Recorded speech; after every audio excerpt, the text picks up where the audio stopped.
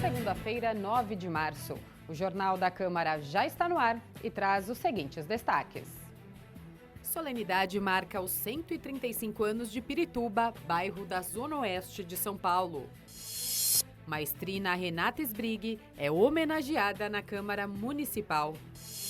Esta é a última semana para conferir a exposição com trabalhos do artista japonês Takashi Murakami.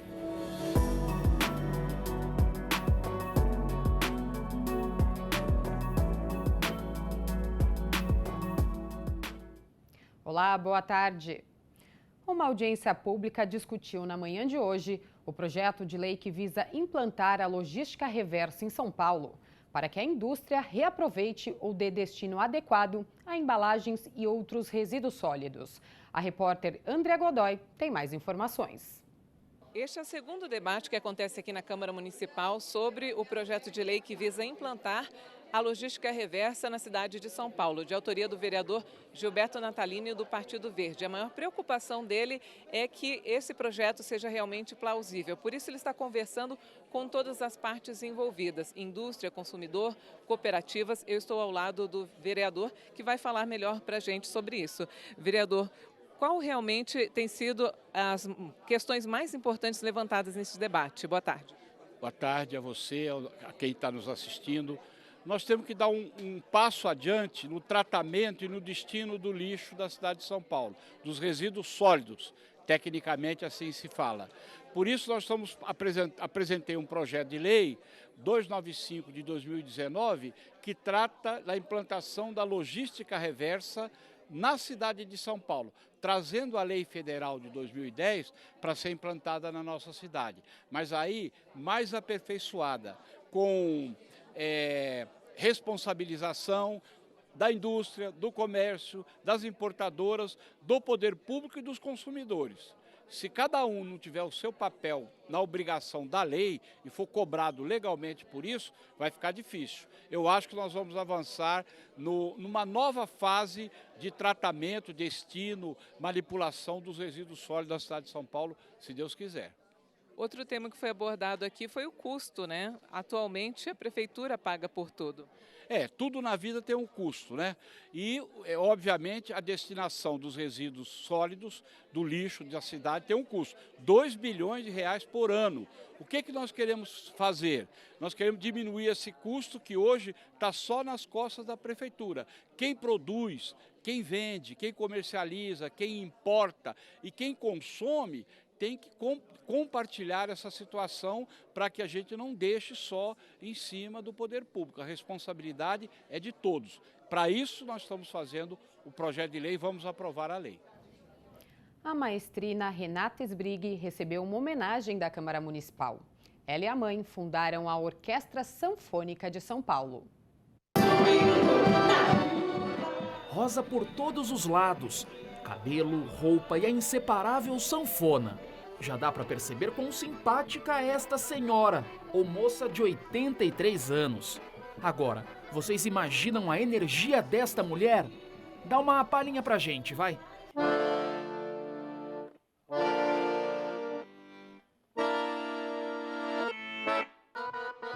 A professora e maestrina Renata Sbrighi cresceu influenciada pela música. Em 1988, ajudou a fundar, junto de sua mãe, a Orquestra Sanfônica de São Paulo.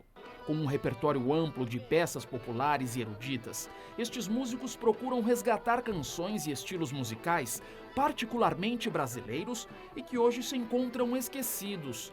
A orquestra é democrática, do clássico à ópera.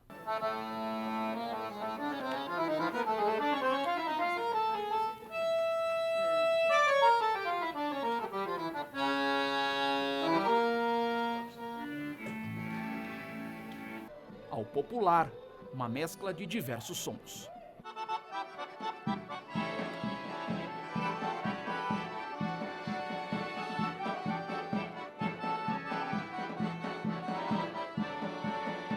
E é por todo este trabalho que Renata Sbrighi foi homenageada na Câmara Municipal. Uma alegria para esta paulista que carrega a tradição Brasil afora. Música raiz desde a infância. Quando eu ia nascer, a vovó me deu um piano de presente. Então eu ganhei um piano, nascendo e ganhando piano. Com 7 anos comecei a estudar piano. Estudava como estuda matemática, português, tudo, né? Mas quando eu fiz 10 anos, eu vi mamãe e a minha professora de piano, as duas compraram uma sanfoninha, cada uma, estavam encantadas com a sanfona. Então, com 10 anos que eu comecei a tocar. Não só ela, mas toda a família cresceu em conservatório. Filho mais velho da Renata conta que a casa era uma alegria plena, envolta por música. Características que ela levou pela vida e mantém até hoje. O carisma mesmo da minha mãe, eu acho que ela merece tudo que ela passa e o mais legal, eu acho que ela tem o que ela frutifica são as pessoas que estão no entorno dela. Iniciativa do vereador Gilberto Natalini, que buscou homenagear uma personalidade de São Paulo e da Lapa, Zona Oeste. É uma pessoa que toca o instrumento e ensina a música a vida inteira a milhares de outras pessoas. Criou essa orquestra só de sanfona, que é famosa no Brasil todo, toca vários instrumentos e, principal, que ela tem uma escola de música ativa que muitas pessoas passaram ali.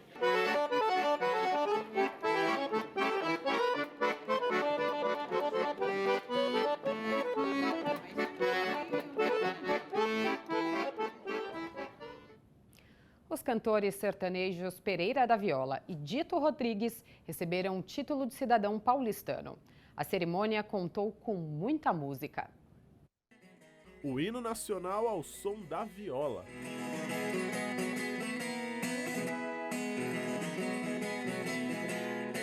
Foi assim que começou a sessão solene que deu o título de cidadão paulistano a duas personalidades da cultura caipira. Pereira da Viola e Dito Rodrigues são representantes do universo sertanejo. Nascidos em uma comunidade quilombola de Teófilo Otoni, em Minas Gerais, os irmãos se apresentam juntos. Desde o fim da década de 1990, eles se transformaram em representantes do universo rural brasileiro. Quando eu vim pela primeira vez, eu apaixonei por São Paulo e adoro, né? Que é um povo hospitaleiro, um povo assim, muito bacana. Para nós é um reconhecimento importante e que vai ficar marcado na nossa história para o resto da vida, né?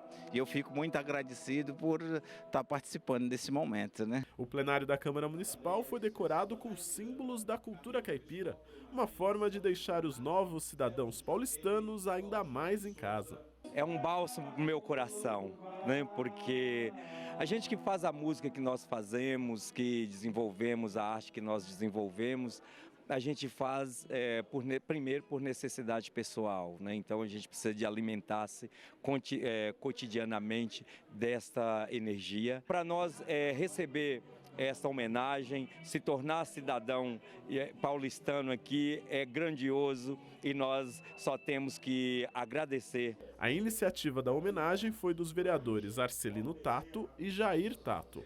São pessoas maravilhosas que, além de levar a alegria, a esperança através da música, eles participam das atividades no sentido de melhorar a vida da população brasileira.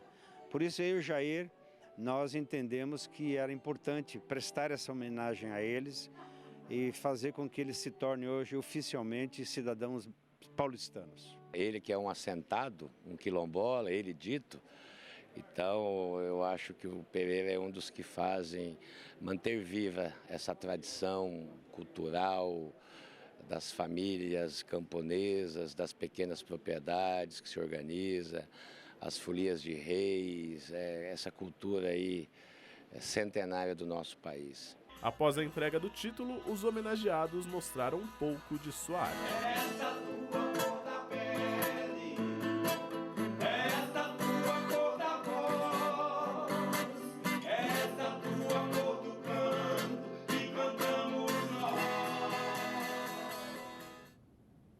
Veja no próximo bloco. Solenidade marca os 135 anos de Pirituba. Jornal da Câmara volta já.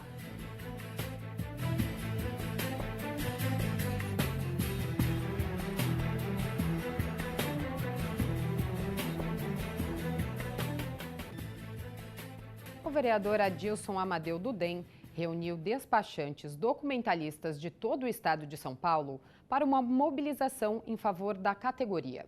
O objetivo é reverter a tentativa de reduzir, em propostas legislativas no Congresso Nacional, a atuação destes profissionais. Despachantes, documentalistas e integrantes de associações e sindicatos de todo o estado vieram à Câmara para discutir a progressiva pressão da legislação para reduzir cada vez mais a atividade da categoria, transferindo para empresas papéis antes atribuídos a eles. O vereador Adilson Amadeu propôs um grupo de trabalho para acompanhar a votação de propostas de alteração no Código de Trânsito no Congresso Nacional e uma audiência com o governador de São Paulo para pleitear assento para despachantes no Conselho do Detran. Hoje as dificuldades são grandes porque devido ao poupa-tempo e também o atendimento do Detran para o profissional credenciado não está sendo colocado de uma maneira correta, porque o próprio diretor e os próprios funcionários não atendem o despachante credenciado e atendem pessoas que não são preparadas para isso. O deputado federal por São Paulo, Abu Ani, da Comissão de Viação e Transportes da Câmara, falou sobre propostas no Congresso que prejudicam os despachantes e a mobilização dele para impedir que sejam aprovadas como estão, como a resolução que cria o Registro Nacional de Veículos em Estoque, o RENAVE. Estão criando, esse RENAVE cria um sistema tecnológico, tipo bancos digitais, para que tire a competência do Detran e transfira para o Denatran. E sendo assim, estará sendo prejudicada diretamente os despachantes que trabalham nessa burocracia junto ao órgão de trânsito, e isso passa simplesmente a um sistema digital junto ao Denatran, que provavelmente vai ser cobrado pelo SERPRO, que é uma empresa pública de tecnologia e dados vinculado ao governo nacional. RENAVE é algo que as montadoras e as concessionárias querem tirar da mão do despachante. Os despachantes reconhecem que a tecnologia na documentação de veículos é um processo irreversível. Porém, eles lutam para ser reconhecidos em vez de excluídos. Nós estamos lutando para serem reconhecidos, mas existem muitos interesses escusos que querem assumir o nosso lugar. Isso é uma luta constante. O bairro de Pirituba, na Zona Oeste, completou 135 anos no mês de fevereiro. Uma sessão solene marcou as comemorações deste que é um dos bairros mais tradicionais de São Paulo. A solenidade ocorreu na quadra do Instituto Federal de São Paulo, localizado em Pirituba. 22 personalidades do bairro foram homenageadas pelos trabalhos prestados à região. Um dos destaques são os projetos sociais deste grafiteiro. Meu trabalho ele tem a função de transformar a vida das pessoas e transformar os lugares, por meio da arte do grafite. Então, cada dia é uma nova oportunidade de conexão e aprendizado, de partilhar a arte que representa os povos brasileiros, sobretudo os povos periféricos. Já esta neuropsicóloga faz trabalho voluntário em uma escola municipal de Pirituba, além de realizar atendimentos com valor mais acessível a pessoas carentes. A saúde mental é algo muito importante, até para a prevenção de doenças, E, infelizmente, a população mais carente não tem acesso a esse serviço. O evento, que celebrou os 135 anos de Pirituba, foi uma iniciativa do vereador Eliseu Gabriel. Tem muito verde, tem o Pico do Jaraguá aqui perto, Ele é cortado por muitas rodovias, pela Anhanguera, pela Bandeirantes. E é um bairro que cresceu muito, principalmente a população se desenvolveu muito, um bairro que tem, a gente sente que as pessoas aqui em geral são muito felizes de morarem aqui. Diretora-geral do Instituto Federal de São Paulo entende que a chegada do campus em Pirituba há apenas 4 anos mudou o patamar da região. Na nossa percepção, uma grande diferença, porque nós estamos recebendo pessoas aqui de todo o entorno, não somente de Pirituba, a gente recebe de outros municípios também. Então, nós temos alunos saindo do ensino médio e entrando direto nas melhores faculdades públicas. Então, a gente tem visto uma transformação já. Aqui na capital, o museu guarda a história do transporte público em São Paulo. Por lá é possível ter uma ideia de como era se locomover na cidade há mais de um século. Vamos dar uma volta lá em Santo Amaro? Ou quem sabe em Pinheiros? Dá para passear também em Santana, só que numa época em que o nome do bairro da Zona Norte era escrito desse jeito aí. Um tempo em que empresa era com Z. Para fazer esse passeio não precisa se preocupar com a catraca e muito menos com o preço do bilhete. Aqui o passe é livre. O Museu dos Transportes Públicos de São Paulo guarda algumas relíquias que ajudam a contar a história da capital. Aqui é possível fazer uma verdadeira viagem no tempo. Uma viagem a uma época em que São Paulo era dominada pelos bondes. Esse daqui começou a circular em 1900. Esse modelo podia levar até 45 passageiros sentados, fora os espertinhos que pegavam o bonde andando. Ele foi o primeiro modelo elétrico a circular por aqui. E por ser assim, aberto, muita gente acabava andando sem pagar, o que deu origem a essa expressão, utilizada até hoje. A oportunidade de subir e descer era vantajoso para quem não queria estar pagando. Era divertido, porque o pessoal achava interessante de subir e descer e ficar correndo na posição que tinha, né? As linhas de bonde em São Paulo chegaram a 160 quilômetros, mas o primeiro a circular foi esse, em 1872. Ele se movimentava com a ajuda de burros. Ao longo dos anos, os bondes foram ficando mais modernos. Esse aqui é conhecido como camarão. Ele era fechado e por dentro bem mais confortável. Eles circularam até 1968. A demanda cresceu e eles acabaram perdendo espaço para os ônibus. Foi ponto final de uma história que deixou saudades. O diretor do museu lembra de uma visitante especial. Quando criança, jovem, ela um dia atrasada, né, teve que sair correndo para pegar o bonde. E justamente esse banco escamoteável ficou de frente a frente e tinha uma pessoa, um senhor, um moço sentado. E esse moço, por sua vez, começou a puxar um assunto com ela. O pai falou, tudo bem, eu vou admitir você a namorar, mas você vai namorar dentro do bonde. Ela ficou 5 anos fazendo essa viagem, e de volta, Angélica, Consolação, Paulista, casou. Entre os 7 veículos originais que podem ser vistos no museu, está ainda esse ônibus de 2 andares. No estilo londrino, o Fofão, como foi apelidado, circulou entre 1987 e 1993. Bem diferente dos ônibus de hoje, né? Acho que o design deles são bem diferentes comparado com o que a gente tem hoje. E acredito que a catraca também é diferente, a gente estava olhando ali. E até para subir no ônibus seria mais complicado, né? Hoje a gente tem mais acessibilidade. Interessante, muito interessante, né? A exposição ela é bem prática, bem para a gente estar conhecendo como era antigamente. A minha época, né? Alguns, né? Sem transporte a gente não é nada hoje, né? Para ir trabalhar, para ir para a escola. A partir do momento que a gente sai de casa, a gente já usa o transporte, né? Um lugar em que você é convidado a passear pelo tempo. Um itinerário obrigatório para quem quer conhecer um pouco mais da história da cidade.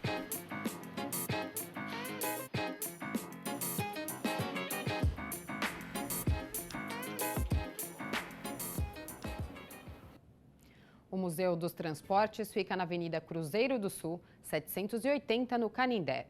Funciona das 9 da manhã até às 5 da tarde. A entrada é gratuita. Veja no próximo bloco. Exposição com trabalhos do artista japonês Takashi Murakami fica em cartaz até este final de semana no Instituto Tomi Otaki. O Jornal da Câmara volta já.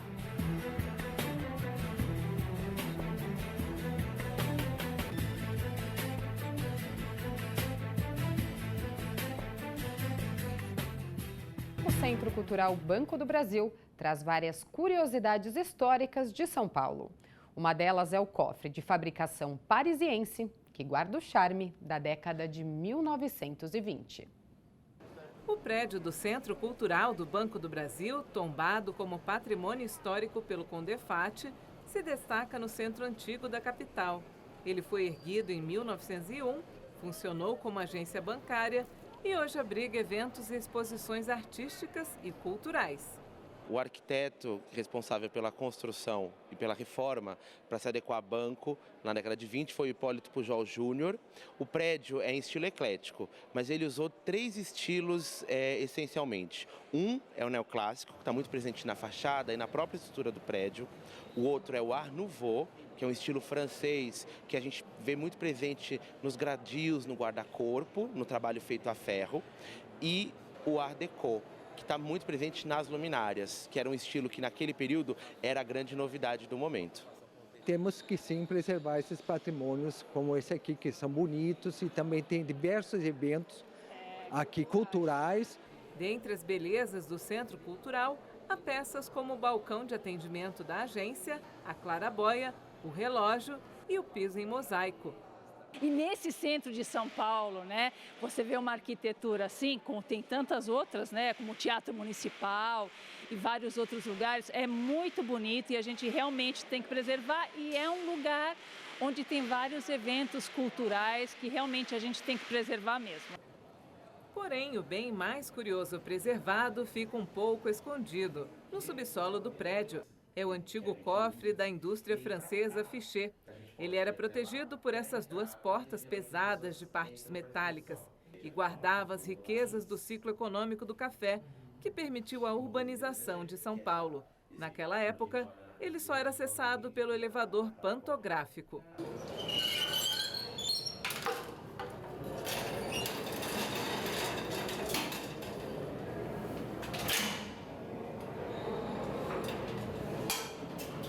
Ele veio de Paris, de uma empresa que fabricava navios, além de ser uma enorme porta de 4 toneladas cada uma. Outra curiosidade a respeito do cofre é a sua estrutura em formato de labirinto, que tem um objetivo muito claro para a segurança: confundir e acuar quem ousasse invadir. A fechadura dupla também era um reforço na segurança. Só 2 pessoas podiam abrir o segredo, cada uma com uma chave diferente para vigiar uma outra. A cidade de São Paulo foi uma cidade rural até o final do século XIX. E aí, quando o dinheiro do café começou a gerar uma elite urbana, houve a necessidade, então, de guardar esse dinheiro que essa elite possuía na cidade. Porque antes, a maior parte das pessoas, e pode parecer até engraçado, guardava dinheiro no colchão. Passou-se a ter a necessidade de se ter, então, instituições que guardassem o dinheiro. E é desse período, então, que o Banco do Brasil adquire o seu prédio na década de 20.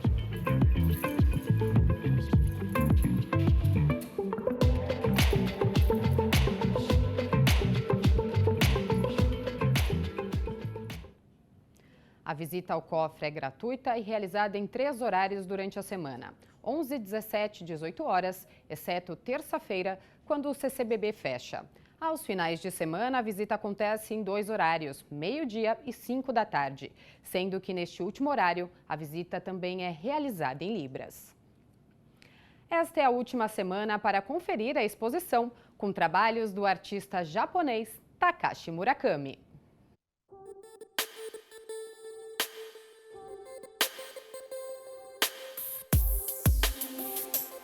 Pinturas multicoloridas, cheias de referências e uma grande mistura de técnicas. A exposição Murakami por Murakami reúne 35 obras do artista japonês. Ele produz com intensidade desde os anos 1990 e sempre foi um apaixonado, tanto pela cultura pop como pelos mangás. Ele sempre trouxe esse repertório da cultura pop japonesa, mesclando o pop ocidental. No caso, a gente pode pensar em Andy Warhol, Damien Hirst, outros artistas desse porte. Assim. Então, ele sempre trouxe esse cruzamento entre Ocidente e Oriente, e de forma extremamente sedutora. Sempre gostei da cultura japonesa em geral. Quando eu era mais jovem, adolescente, eu gostava muito de quadrinhos, mangás, animes, e eu tô me dedicando muito com as obras do artista. Não conhecia, mas estou me dedicando bastante. Murakami é conhecido por ser um estudioso da arte. Cada tela é resultado de um longo processo de criação, que vai desde o desenvolvimento do conceito até a implementação da obra. Hoje em dia, dificilmente o Murakami, digamos assim, pinta um próprio trabalho, né?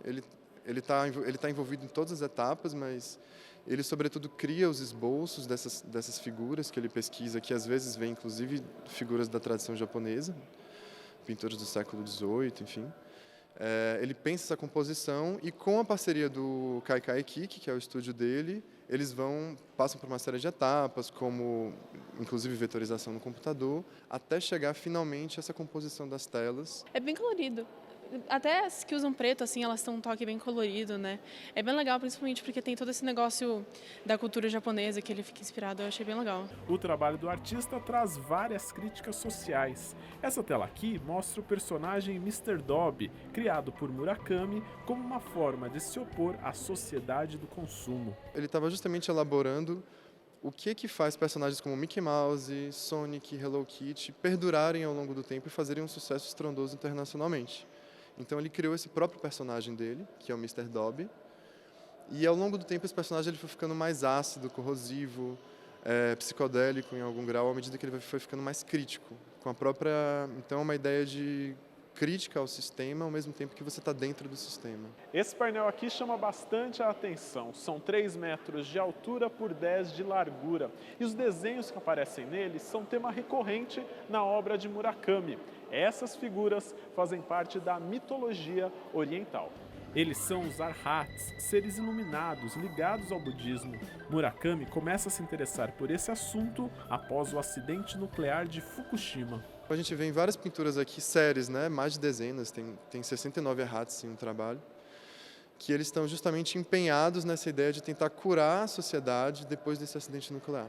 E a gente consegue ver claramente, como diz o curador da exposição, né? A gente vê pelos olhos esbugalhados desses arhats, que estão meio como super-heróis, a gente consegue ver como eles estão exaustos tentando salvar a humanidade. É bem potente, assim, entender a relação dele também com religiosidade, espiritualidade, como que ele está trazendo isso para um contexto contemporâneo, atual, criticando aí diversas questões de capitalismo, enfim. O próprio Murakami é representado como um arhat nessa escultura robotizada. Nela, o artista se insere na cultura japonesa. É uma forma do público estar cada vez mais próximo dele.